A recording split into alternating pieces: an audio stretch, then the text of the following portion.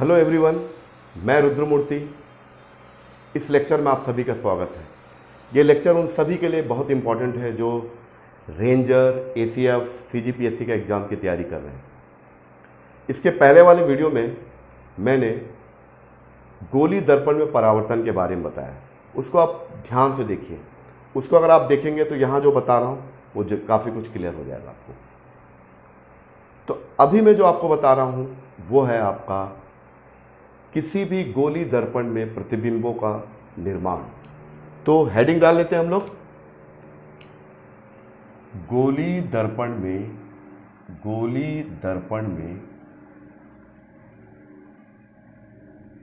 प्रतिबिंब की रचना।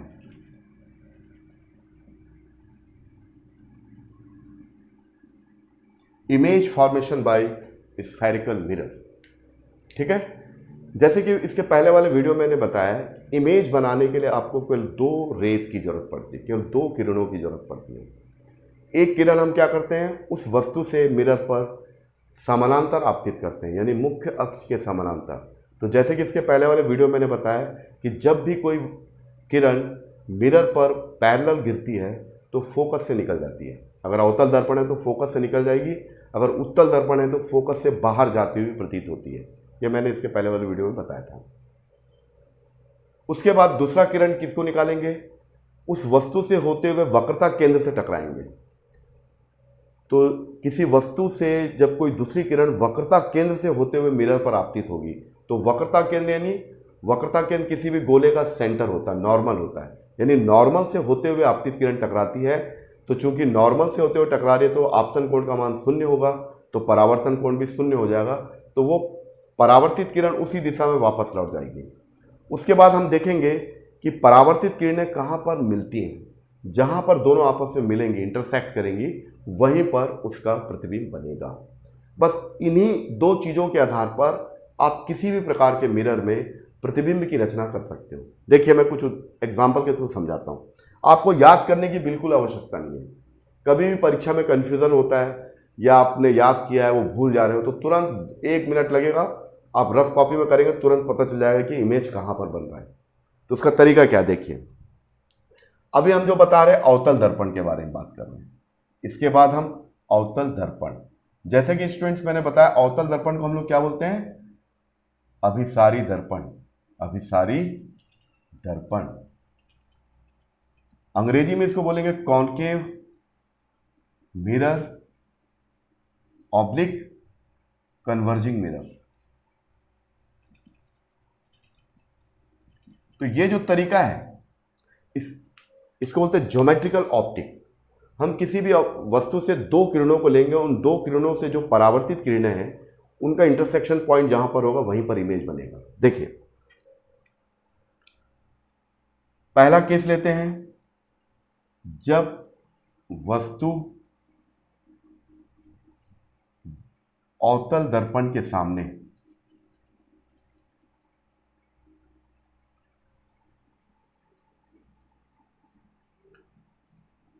वक्रता केंद्र तथा अनंत के बीच में रखा है, अनंत के बीच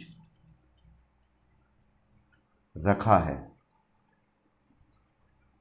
तो आप पहले अवतल दर्पण का चित्र बनाइए। मैं आपको 2-3 बता दूंगा, आपको पूरा समझ में आ जाएगा, आप अपने खुद कर सकते हैं। देखिए, यह अवतल दर्पण है। अवतल दर्पण के इसके उभार वाले भाग को पॉलिश कर दो तो बन गया अवतल दर्पण। अब यहां से पोल से होते हुए लाइन खींच दो तो यह बन जाएगा आपका मुख्य अक्ष।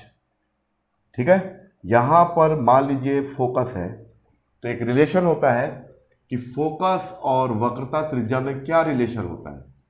किसी भी गोली दर्पण के फोकस और वक्रता त्रिज्या में रिलेशन होता है कि फोकस जो होता है वक्रता त्रिज्या का आधा होता है। उदाहरण के लिए, अगर रेडियस ऑफ कर्वेचर मान लीजिए 30 सेंटीमीटर का है, उसकी वक्रता त्रिज्या 30 है, तो फोकस कहाँ होगा, इसका आधा यानी 15 सेंटीमीटर। तो ये रिलेशन बहुत सिंपल है, ये किसी भी स्फेरिकल मिरर के लिए एप्लीकेबल है, चाहे वो उत्तल दर्पण हो चाहे वो अवतल दर्पण हो। चलिए, अब हम वस्तु को, ये है इसका जस्ट डबल, ये देखिए ये सी इधर आ गए, हम इसको वक्रता केंद्र के बाहर रख रहे हैं, इसका नाम ए बी देते हैं।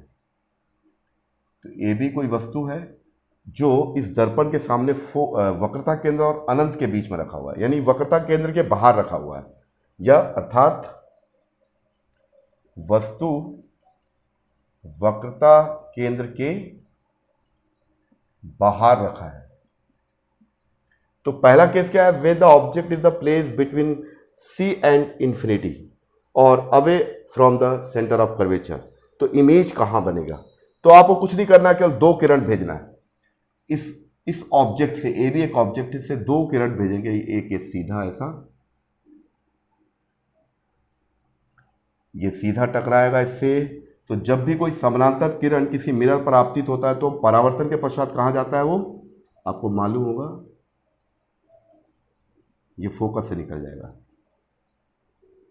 ये निकल गया फोकस से। दूसरा रूल नंबर 2 ये है, पहला तो हम लोग क्या करते हैं, उस ऑब्जेक्ट से किरण को सीधा भेजते हैं, सीधा यानी समानांतर मुख्य अक्ष के, तो दर्पण से टकराने के बाद वो फोकस से निकल जाएगा। दूसरा, उस ऑब्जेक्ट से एक दूसरी आपतित किरण को उसके वक्रता केंद्र से होते हुए दर्पण में आपतित कराते हैं। तो रूल के अनुसार ये है कि आपतित किरण अभिलंब के अनुदिश जा रहा है तो आपतन कोण का मान 0 होगा, तो परावर्तन कोण भी 0 हो जाएगा।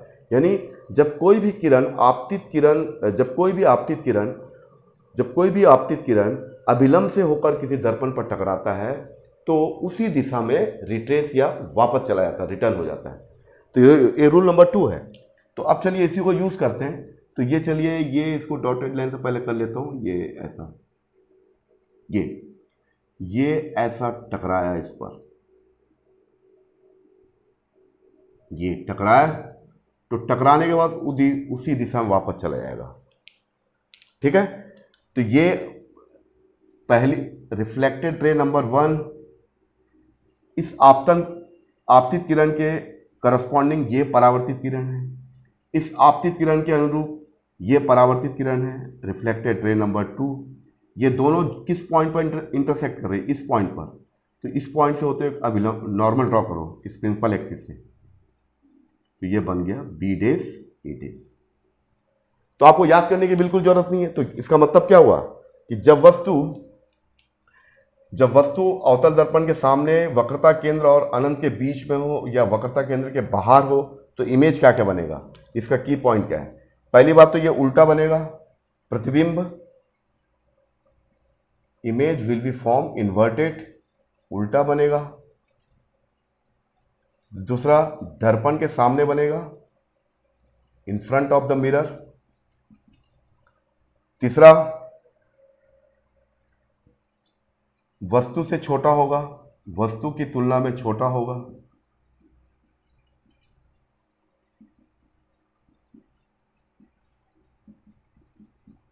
और वास्तविक होगा, क्योंकि मैं आपको शुरू से बता रहा हूं कि जो भी उल्टा इन्वर्टेड इमेज होगा इज ऑलवेज रियल इमेज।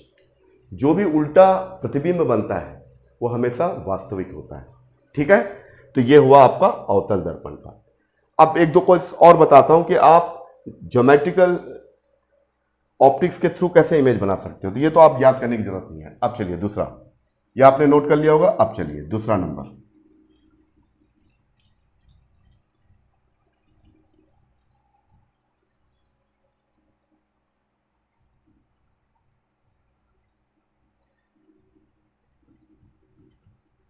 ठीक है, इसी में बनाते हैं ऑब्जेक्ट। हाँ ठीक, अब क्या कर रहे हैं, फोकस पे रख देते हैं। चलिए वक्रता केंद्र पर रख देते हैं। अब हम वक्रता केंद्र पर रखते हैं ए बी। ठीक है, तो देखिए क्या होगा, जब वस्तु वक्रता केंद्र पर रखा हो, when the object place on centre of curvature, तो क्या होगा देखिए, तो नियम वही है, इस ऑब्जेक्ट से एक रे भेजोगे पैरेलल तो ये फोकस से जाएगा, ये फोकस है, ये सॉरी टेढ़ा नहीं होना चाहिए, डॉटेड लाइन से कर लेते हैं। ये ऐसा, ये टेढ़ा हो गया, ये सीधा निकल गया। अब दूसरी किरण को अपन क्या करेंगे, वक्रता केंद्र से भेजना चाहते हैं, लेकिन ये तो वस्तु वक्रता केंद्र के ऊपर ही रखा हुआ, तो कैसे भेजेंगे, तो उसके लिए आप ये करोगे कि ये रूल ये है, किसी भी कॉनकेव मिरर में या किसी भी मिरर में अगर कोई आपतित किरण किसी मिरर पर पैरेलल इंसिडेंट होता है वो फोकस से होकर जाता है, ये तो आपको मालूम है। अगर इसका उल्टा कर लिया जाए, अगर हम आपतित किरण को फोकस से होकर पास करें तो वो कैसा हो जाएगा, सीधा हो जाएगा, समानांतर हो जाएगा। सेम वो उसी चीज का यूज करेंगे। तो ये देखिए, फोकस से होकर अगर कोई किरण किसी दर्पण पर टकराती है तो परावर्तन के पश्चात वो उसी डायरेक्शन में वापस लौट, मतलब सीधा निकल जाती है। तो यहां देखोगे तो इसका इमेज बी डेस ए डेस ऐसा बनेगा, ठीक उसी के नीचे बनेगा, उसी आकार का। तो जब वस्तु वक्रता केंद्र पर हो, when object is placed at C, तो इमेज क्या बनेगा, प्रतिबिंब। अभी भी उल्टा बनेगा, क्योंकि यहां से आने वाली परावर्तित किरण और यहां से फोकस से होकर निकलने वाली परावर्तित किरण, इस बिंदु पर उनका इंटरसेक्शन होता है, यहीं पर इमेज बनेगा। उल्टा बनेगा, दर्पण के सामने बनेगा। दर्पण के सामने का मतलब इन फ्रंट ऑफ मिरर, और क्या बनेगा, वस्तु के आकार का ही बनेगा, वस्तु के आकार का बनेगा।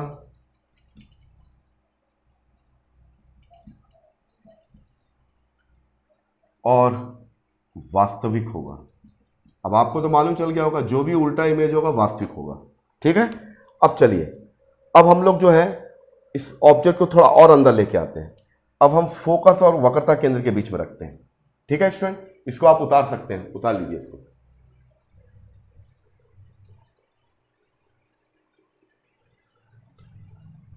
देखो स्टूडेंट्स, अब तीसरा केस क्या है, देखिए, जब वस्तु सी और एफ के बीच स्थित हो, यानी पहले मैं बाहर रखा सी और अनंत के बीच में, फिर सी पर रखा, अब सी के अंदर लाया, यानी ऑब्जेक्ट कहाँ रखा हुआ है, फोकस और वक्रता केंद्र के बीच में रखा हुआ है, इन दोनों के ठीक बीच में।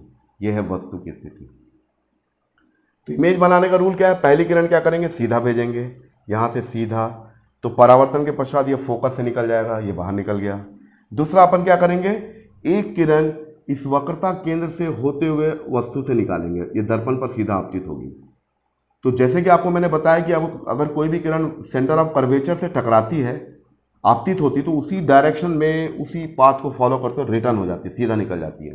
तो ये लौटती हुई किरण, ये रिफ्लेक्टेड रे, ये भी रिफ्लेक्टेड रे, इनका जो इंटरसेक्शन यहाँ होता है, तो इमेज क्या बनेगा, यहाँ बनेगा ए डेज बी डेज बड़ा। तो इससे क्या पता चला, प्रतिबिंब कैसे बनेगा, प्रतिबिंब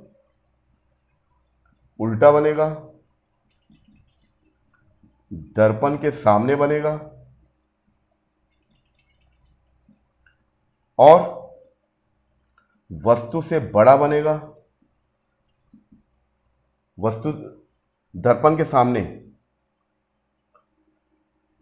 दर्पण के सामने वस्तु से बड़ा, और क्या बनेगा स्टूडेंट्स, देखिए ये बनेगा अनंत व सी के बीच बनेगा,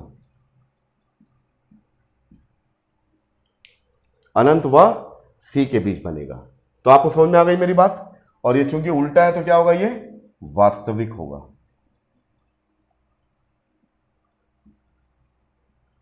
ठीक। तो जब कोई भी ऑब्जेक्ट सी और एफ के बीच में, तो यहां पर कोई भी चीज रटने वाली चीज नहीं है, सबको आपको दो किरण भेजना, अपने आप पता चल जाएगा कहां बनेगा। चलिए अब अपन फोकस पर रखते हैं। अब कहां रखेंगे, फोकस पर। चलिए इसको मिटा देते हैं, फोकस पर रखते हैं। चलिए फोकस पर रखेंगे तो क्या होगा, देखिए, हाँ, तो अब हमारा जो अगला है, जब वस्तु फोकस पर रखी हो, फोकस पर रखी हो, तो क्या होगा, ये आप when object placed, when object is placed on focus. चलिए देखिए करके दिखाता हूं। ये आपका कॉनकेव हुआ, अभी हम कॉनकेव ही बता रहे हैं, कॉन्वेक्स का लास्ट बताएंगे, उसमें एक ही केस बनता है। ये किसी भी पॉइंट से होकर लाइन खींच दीजिए, ये बन गया पोल, ये मान लीजिए एफ, ये एफ पी एफ जितना है उतना ही पी सी हो जाएगा, एफ सी हो जाएगा, ये थोड़ा इधर आएगा, ये इधर बराबर हो गया। चलिए अब हम कहाँ रख रहे हैं स्टूडेंट्स, मैंने यहाँ रखा तो इमेज यहाँ बन रहा है, जब मैं यहाँ रखा तो इमेज यहाँ इसके नीचे बन रहा है, जब यहाँ मैं यहाँ रखा तो इमेज पीछे बन रहा है। अब मैं यहाँ पर रख रहा हूँ, ए और बी पर, फोकस के ऊपर ही रख रहा हूँ, तो इमेज कहाँ बनेगा देखिए। इसके लिए दो किरण भेजेंगे, एक समानांतर, तो ये कहाँ से जाएगा, फोकस से निकल जाएगा। अब दूसरा जो है, दूसरा जो रे है उसको अपन क्या करेंगे, इसके वक्रता केंद्र से होते हुए इस पर आपतित कराएंगे।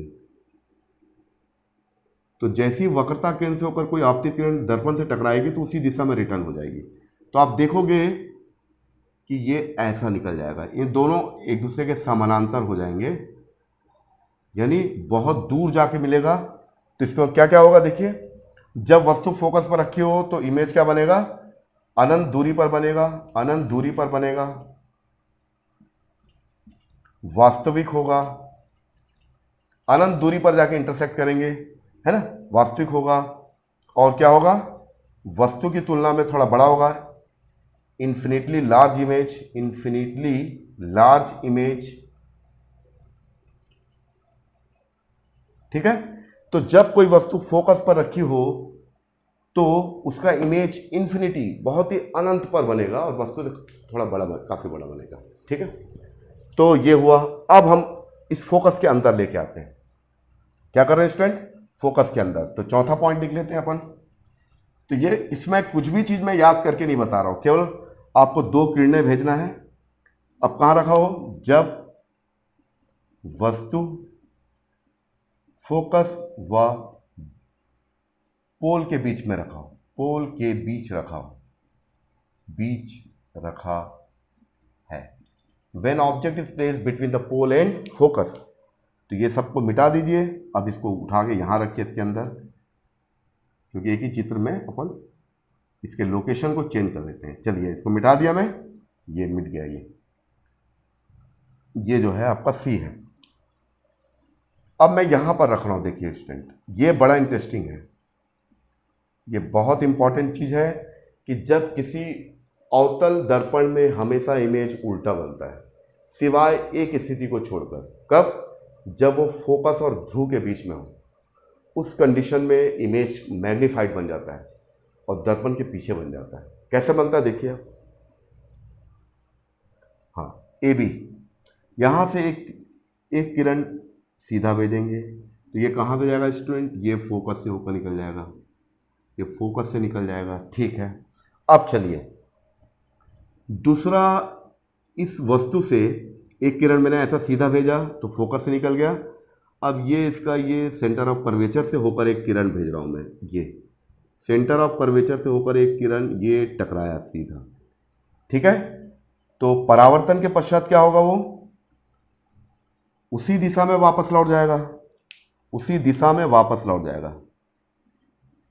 ये टकराया तो ये वैसा वापस लौट गया, तो ये ऐसा ऐसा।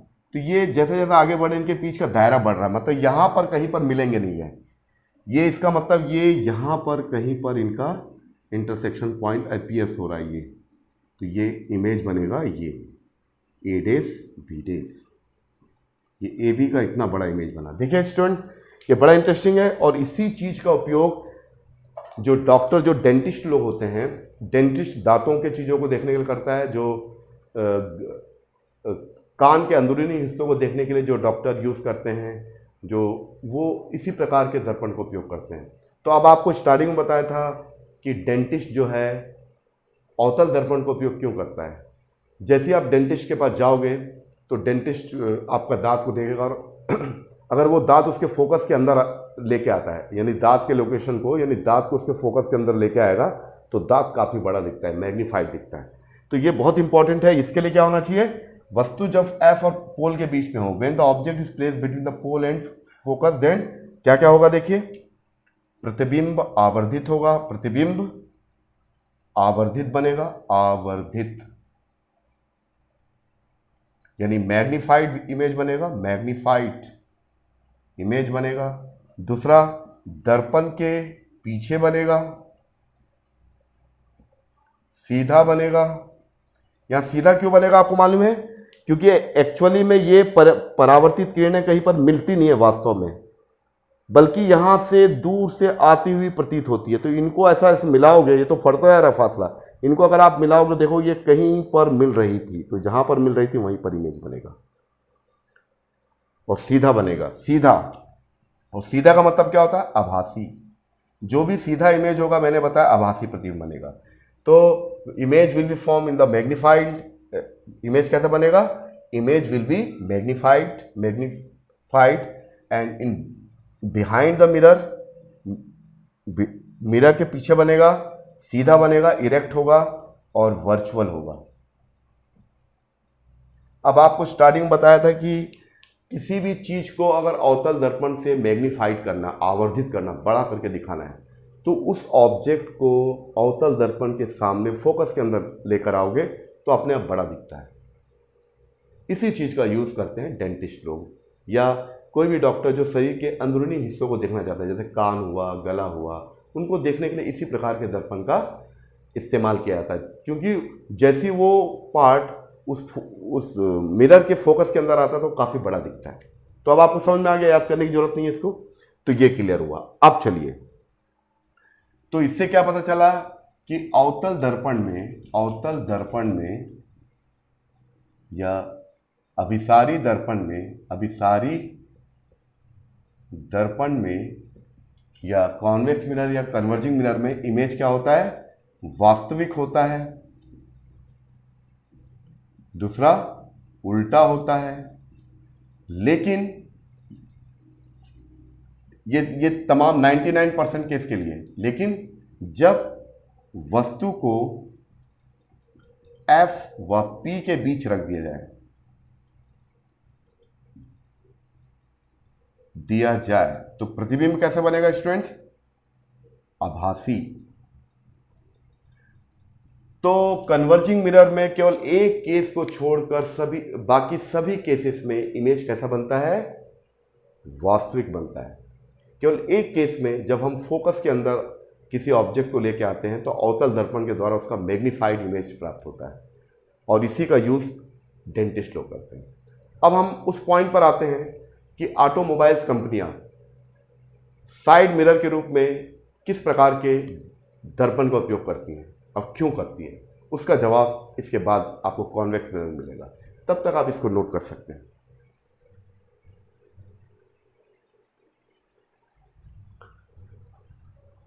अब स्टूडेंट्स, हम लोग उत्तल दर्पण में इमेज कैसा बनता है? तो उत्तल दर्पण में इमेज हमेशा एक ही टाइप का बनता है। कैसे बनता देखिए, और इसके इसी प्रॉपर्टी का यूज किया जाता है side view, rear view image के लिए। आपने देखा होगा गाड़ियों में आप चलते हो तो पीछे तमाम चीजें आपको दिखाई देती है आपके मिरर में।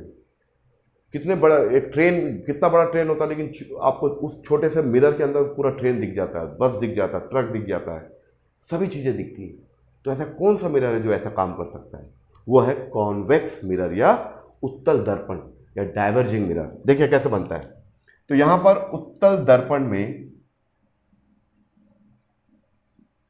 प्रतिबिंब रचना, उत्तल दर्पण में प्रतिबिंब रचना या image formation by the convex mirror. देखिए, उत्तल दर्पण आपको बनाना है, बना सकते हो। बस ये जो कॉनकेव वाला अंदर वाले सरफेस को आपको पॉलिश करना पड़ेगा और जिसको बाहर वाले पार्ट को छोड़ना, ये रिफ्लेक्टिंग पार्ट है। अब इसके किसी भी पॉइंट से होकर लाइन खींचिए। तो इसका चूंकि ये किसी गोले का भाग है तो इसका सेंटर भी यहीं होगा, कर्वेचर। ये आपका हो गया फोकस और ये आपका हो गया फोकस। को थोड़ा और नजदीक बना लेते हैं। ये हो गया सी। अब चलिए इस लाइन को और बनाइए। क्योंकि ये पॉलिश कर दिया हूं, यह रिफ्लेक्टिंग पार्ट, तो ऑब्जेक्ट को यहां पर कहीं रखते हैं, कहीं भी रख सकते हो आप। ये भी कोई ऑब्जेक्ट है। रूल वही है जो कॉनकेव के लिए था। दो किरणों को भेजते हैं, एक किरण उस मिरर पर सीधा टकराएगा, प्रिंसिपल एक्सिस से सीधा मिरर पर पैरेलल टकराएगा, तो टकराने के बाद फोकस से होकर जाएगा। अब यहां पर फोकस से होता जाता हुआ प्रतीत होगा। कैसे? देखिए, एक किरण को मैं सीधा भेजा यहाँ पर, अंदर तो मैं पॉलिश कर दिया हूँ, करना भी पड़ेगा क्योंकि हम लोग रिफ्लेक्शन पढ़ रहे हैं, है ना। तो पॉलिश कर दिया, तो अब ये तो अंदर जाएगा नहीं, अंदर जाएगा तो फिर रिफ्लेक्शन नहीं हो जाएगा, फिर ये मिरर खत्म हो जाएगा, ये तो अपवर्तन हो जाएगा। तो उस कंडीशन में क्या होगा, ये ऐसा लगता है कि ये फोकस से बाहर जाता हुआ दिखाई देगा। तो पहली किरण को मैंने यहां से भेजा, तो इसका जो रिफ्लेक्टेड रे पहला यहां मिल गया, ठीक है। तो ये लाल पेन से मैं खींच रहा हूं, आप देखिए ये है आपका परावर्तित किरण, उसी दिशा में ऐसा फोकस से बाहर जाता हुआ प्रतीत होगा आपको, ठीक है। अब चलिए इस सेंटर ऑफ कर्वेचर को थोड़ा इधर बना देता हूं। चलिए अब उस ऑब्जेक्ट से एक दूसरी किरण भेजेंगे जो सेंटर ऑफ कर्वेचर से, यानी इस मिरर के सेंटर ऑफ कर्वेचर से जाएगा। तो सेंटर ऑफ कर्वेचर से जाने के लिए ये ऐसा करके थोड़ा सा ऐसा ये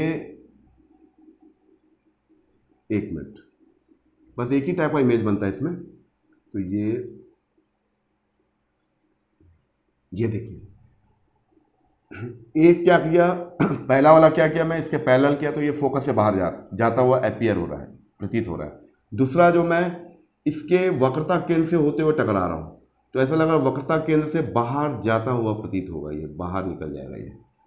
तो ये लौटती हुई किरण, ये रिफ्लेक्टेड रे नंबर 1 और ये नंबर 2, इन दोनों का इंटरसेक्शन पॉइंट यहाँ बना, तो इमेज क्या बनेगा, A डैश B डैश यहाँ बनेगा। तो किसी भी मिरर में कहीं भी रखो आप, चाहे फोकस में रखो, फोकस के बाहर, एक बार और एक और बना देते हैं, ये चलिए एक और दिखा देते हैं। P, ये है F और ये C। तो ये तो अंदर पॉलिश कर दिया मैं, रिफ्लेक्टिंग पार्ट ये है, सीधा खींचिए आप। अब ये यहाँ रख देते हैं, चलिए फोकस के बाहर कहीं भी रखो, एक हमेशा छोटा ही बनेगा, इसमें मैग्नीफाइड नहीं होता है, डिमिनिश्ड इमेज बनता है। ये आपका ये इधर टकरा है, तो ऐसा लगेगा ये फोकस से बाहर जाता हुआ आपको दिखाई देगा, और जहाँ भी जाता हुआ प्रतीत होगा वहाँ आभासी प्रतिबिंब बनेगा। एक दूसरा है, इससे ऐसा ये टकराया है और इसके वक्रता केंद्र से टकराया है, तो जैसा टकराया वैसे ही वापस आया।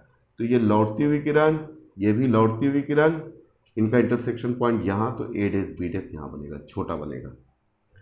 तो किसी भी उत्तल दर्पण में प्रतिबिंब कैसा बनता है, नंबर 1 पॉइंट, हमेशा छोटा, हमेशा छोटा, ऑलवेज डिमिनिश्ड, बिंदु आकार का, डिमिनिश्ड।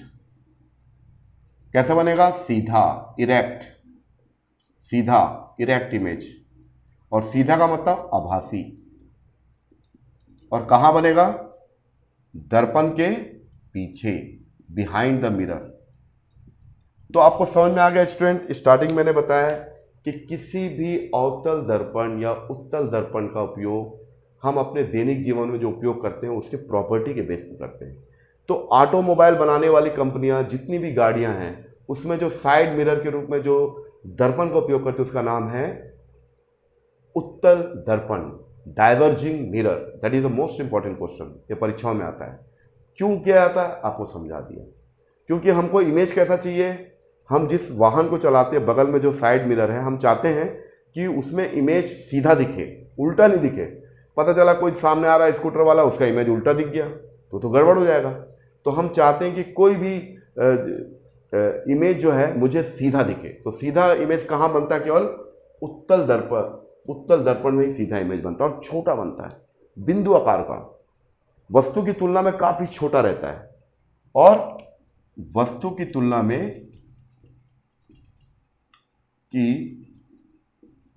में छोटा होता है। तो अब आपको समझ में आ गया होगा। अब मैं एक छोटा सा कॉलम बना देता हूं, उस कॉलम को आप नोट कर लीजिए, तो उससे क्या होगा, आप आपके जेहन में रहेगा कि हाँ यहां रखने से कहां बनता है। उसमें भी अगर कोई कंफ्यूजन होता है तो आप अलग से रफ में एक ज्योमेट्रिकल ऑप्टिक्स का यूज करके 2 किरणों को भेजेंगे, उसके थ्रू इमेज बना सकते हैं। तो आप इसको नोट कर लीजिए।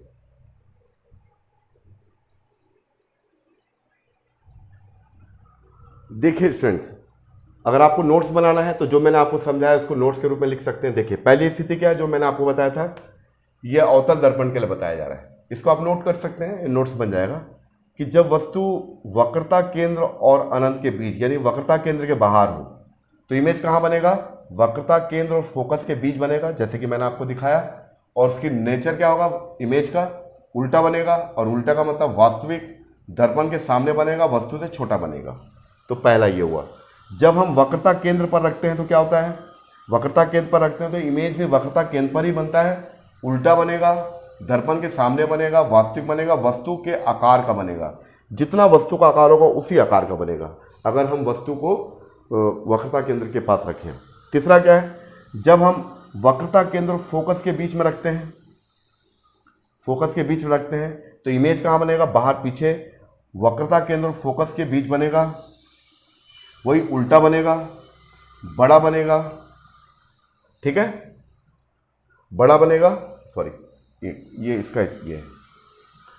जब सी और एफ के बीच में बना हो तो क्या बनेगा, उल्टा बनेगा, वस्तु से बड़ा बनेगा। जब फोकस पर रखा हो तो क्या होगा, जब कोई वस्तु किसी अवतल दर्पण के फोकस पर रखा हो तो उसका प्रतिबिंब काफ़ी अनंत दूरी पर बनता है, उल्टा रहता है, और अनंत दूरी पर बड़ा इमेज बनता है। जब वस्तु फोकस और पोल के बीच में रखा हो तो इसका चित्र भी बना के दिखाया था, ये प्रतिबिंब बनेगा आभासी, आभासी दर्पण के पीछे, और छोटा बनेगा, और क्या बनेगा, सॉरी सीधा बनेगा। तो जब कोई भी वस्तु अवतल दर्पण के सामने फोकस और पोल के बीच में रखा हो तो प्रतिबिंब कैसा बनेगा, सीधा बनेगा, बहुत बड़ा बनेगा, मैग्नीफाइड, वर्चुअल इमेज होगा। वर्चुअल इमेज का मतलब सीधा और मैग्नीफाइड, और दर्पण के पीछे बनेगा, सामने नहीं बनेगा। इन बाकी सब चीज़ों में सामने बनता है दर्पण के, लेकिन इस केस में क्या होता है, वर्चुअल इमेज बनता है, और इसी का यूज़ किया जाता है किसी भी वस्तु को मैग्नीफाइड करना है तो अवतल दर्पण के फोकस के अंदर जैसे ही लेके आओगे मैग्नीफाइड हो जाता है। तो ये आपका हो गया अवतल दर्पण का। उत्तल दर्पण में एक ही केस है, उसका भी मैं आपको लिखवा देता हूँ, आप चाहे तो नोट कर सकते हैं, क्योंकि एग्जामिनेशन के पॉइंट ऑफ व्यू से सभी चीज़ें बहुत इंपॉर्टेंट हैं।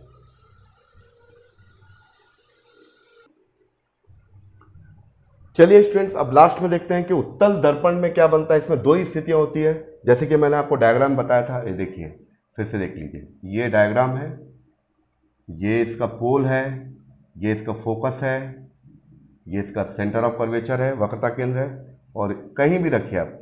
तो यहाँ पहली स्थिति अनंत और फोकस की, ये अनंत और फोकस, ये फोकस मान लीजिए, जितनी डिस्टेंस, ये फोकस ये मान लीजिए यहाँ पर रखा हुआ है ए बी। तो इसका इमेज कहाँ बनेगा, ये सीधा, तो ये ऐसा लगेगा कि ये फोकस से बाहर जा रहा है ये, ठीक है। दूसरा सेंटर ऑफ कर्वेचर दूर बना दिए, ऐसा बना देते हैं, ठीक है।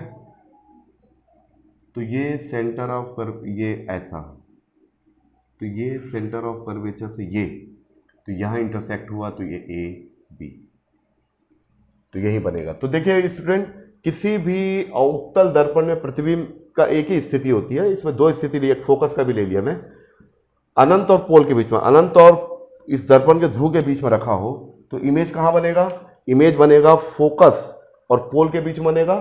कहाँ बनेगा, यहां लिख देता हूं हिंदी में, फोकस व ध्रुव के बीच बनेगा,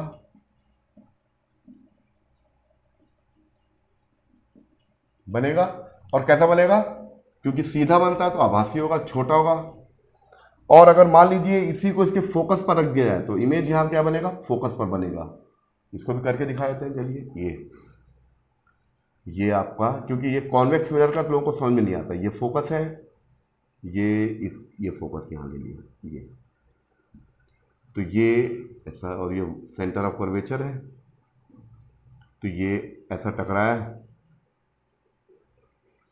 तो ऐसा लगेगा बाहर जा रहा है। और एक आपका, तो ये लगभग, तो जब वस्तु फोकस पर हो तो दो स्थितियां हो गई, जब वस्तु अनंत और फोकस के बीच में हो तो कहां बनेगा, फोकस ध्रुव के बीच में बनेगा। और कैसे बनेगा, दर्पण के पीछे बनेगा। यहां पर क्या बनेगा, दर्पण के पीछे बनेगा, आभासी होगा, छोटा होगा, और काफी छोटा होगा। इसी गुण का यूज किया जाता है आपका साइड मिरर के रूप में, या रेयर व्यू मिरर को देखने के लिए किया जाता है। तो अब आपको समझ में आ गया होगा कि किसी भी अवतल या उत्तल दर्पण का उपयोग हम अपने दैनिक जीवन में क्यों करते हैं।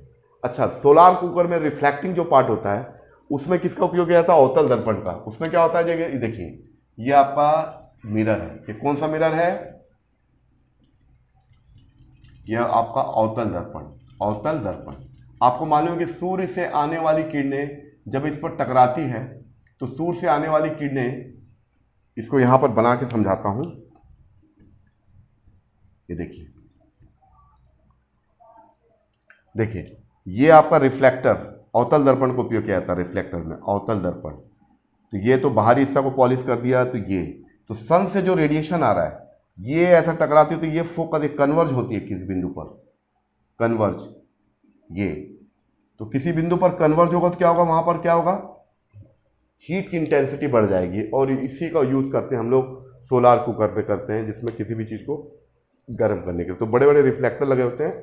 वो सन से आने वाली किरणों को किसी एक पर्टिकुलर फोकस पर क्या करता है, कन्वर्ज कर देता है। तो मुझे लगता है कि आपको मेरी बात समझ में आ गई। तो ये वीडियो नंबर 2 है। इस वीडियो नंबर 2 में हमने क्या क्या डिस्कस किया। पहला तो आपका कॉन्वेक्स स्फेरिकल दर्पण में रिफ्लेक्शन कैसे होता है, उसके पूरे नियम कानून को बताया। फिर इमेज कहाँ कहाँ बनता है। अवतल दर्पण में इमेज का 3-4 केसेस होते हैं, और सबसे इंपॉर्टेंट केस क्या होता है, जब अवतल दर्पण जो वस्तु फोकस और पोल के बीच में हो तो प्रतिबिंब आवर्धित होता है। उत्तल दर्पण में एक ही केस होता है, कहीं भी रखो कहाँ बनेगा, या तो पोल और फोकस के बीच बनेगा या तो फोकस पर बन जाएगा। उसके अलावा और छोटा बनेगा, बहुत छोटा बनेगा। इसके इसी गुण का उपयोग ऑटोमोबाइल सेक्टर में या ट्रैफिक पुलिस वाले भी करते हैं। ट्रैफिक पुलिस वाले देखिए सड़क के किनारे बड़ा मिरर लगा रहता है था, आपने ध्यान दिया होगा। ट्रैफिक पुलिस वाले बड़े बड़े मिरर का यूज करते हैं। तो यहाँ से जो भी आता है तो उसका इमेज यहाँ पर दिखाई देता है। तो ये जो होता है उत्तल दर्पण होता है। तो उत्तल दर्पण का उपयोग किसी भी प्रतिबिंब को छोटा और साफ दिखाने के लिए किया जाता है। तो जहां भी हमको छोटा प्रतिबिंब चाहिए, सीधा चाहिए, तो उत्तल दर्पण का प्रयोग करेंगे। और जहां पर हमको आवर्धित प्रतिबिंब की जरूरत पड़ती है वहां पर अवतल दर्पण, और वो भी क्या करेंगे, वस्तु को उसको फोकस के अंदर लेके आएंगे अवतल दर्पण के, तो प्रतिबिंब क्या होगा, बड़ा बनेगा। उत्तल दर्पण में कभी भी प्रतिबिंब बड़ा नहीं बनता, हमेशा छोटा बनता है, सीधा बनता है और दर्पण के पीछे बनता है। अवतल दर्पण में इमेज हमेशा उल्टा होता है ना, और दर्पण के सामने बनता है। केवल एक स्थिति में प्रतिबिंब सीधा बन जाता है, वो भी कब, जब हम वस्तु को अवतल दर्पण के फोकस के अंदर लेके आते हैं तो प्रतिबिंब आवर्धित हो जाता है। अब मुझे उम्मीद है कि एग्जाम में अगर कोई भी चीज आपसे पूछा जाएगा तो आप उसका इजीली जवाब दे सकते हो। अब इसमें जो एमसीक्यू आता है इसके बारे में अलग से एक छोटे लेक्चर में 30-35 मिनट वाले लेक्चर में आपको बताऊंगा कि इसके वस्तुनिष्ठ प्रश्न कैसे आते हैं। बहुत ईजी आते हैं। अगर कोई भी स्टूडेंट इन 2 लेक्चरों को ध्यान से सुना होगा तो मेरा ऐसा मानना है कि वो पूरे वस्तुनिष्ठ प्रश्नों को बना सकता है। क्योंकि इसी टाइप आएगा कि किसी अवतल दर्पण में फोकस पर रखा हो कोई प्रतिबिंब, फोकस पर कोई वस्तु रखा है तो उसका इमेज कहाँ बनेगा। तो इसका एक तरीका था याद करने का, तो उस याद करने वाली चीज़ से मैं बाहर निकाल दिया हूँ। अब आपको याद नहीं करना है तो आपको वैसे ही बन जाएगा। 2 किरण भेजिए तो देखोगे तो दोनों एक दूसरे के पैरेलल जा रही बना, अनंत में बनेगा। तो किसी भी मिरर में इमेज आप अपने इस नियम के तहत बना सकते हो। उसको बनाने में केवल आपको 1 मिनट का समय लगेगा, आपको याद करने की कभी आवश्यकता नहीं है। इन्हीं सब बातों के साथ आज हमारा ये लेक्चर खत्म होता है। अगर आप मेरा ये वीडियो देख रहे हैं तो आपको ये कैसा लगा, इस पर अपना कमेंट्स दीजिए, मुझे बताइए कि इसमें और क्या कर सकता हूँ मैं। और अगर आपको ये वीडियो पसंद आया तो इसको लाइक करिए, सब्सक्राइब करिए, और अपने जैसे दोस्त जो तैयारी कर रहे हैं CGPSC, ACF या रेंजर की, उनको भी फॉरवर्ड करिए ताकि ज़्यादा से ज़्यादा लोगों को इस नॉलेज का बेनिफिट मिल सके। इन्हीं सब चीज़ों के साथ मैं आज का ये लेक्चर ख़त्म होता है। अगले लेक्चर में मैं आपको स्फेरिकल मिरर यानी उत्तल दर्पण और अवतल दर्पण से संबंधित वस्तुनिष्ठ प्रश्न, उनमें से कुछ प्रश्न फॉरेस्ट में भी आ चुके हैं, CGPSC में भी आ चुका है, उन प्रश्नों को हम लोग डिस्कस करेंगे। ओके, थैंक यू, फिर मिलते हैं।